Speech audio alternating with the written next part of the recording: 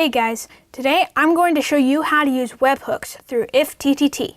Alright, let's get started. Okay, so start by going to your computer, web browser, and type in IFTTT. Next, sign in or create an account if you don't have one. It's free. Start by going to My Applets, click New Applet, type this, or click on this, then type in webhook. Click on it, and then we want to receive a web request.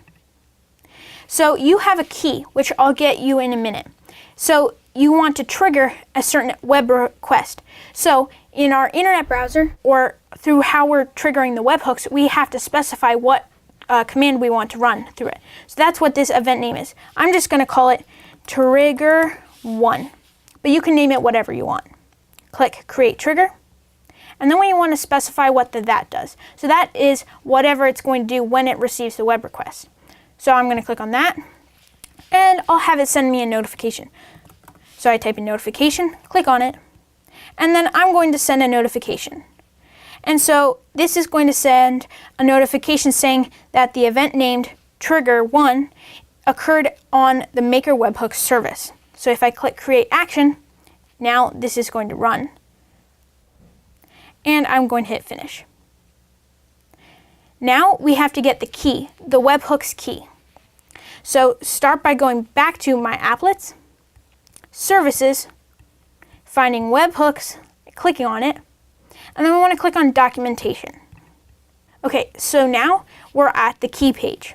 This big set of numbers and letters is your key, which is your key and no one else has the same key.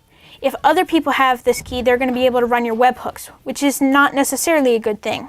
So keep it safe. Now there's a couple ways you can run your webhooks. You can run them through the internet browser or through command line or terminal on your computer. We're going to run our program through the web browser. So to start, copy this URL right here. Go to a new browser page, paste it, and then where it has the event with the curly brackets, you're going to want to edit that and tell it the name that you specified to run your trigger. In that case, I had trigger1, so I'm going to type that in. Okay, so I'm going to hit enter on my computer now. And now looking at my phone, I should get a notification any minute.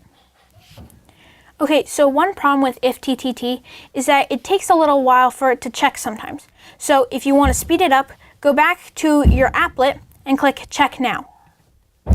And now it is checking. Now let's wait for the notification to pop up on my phone.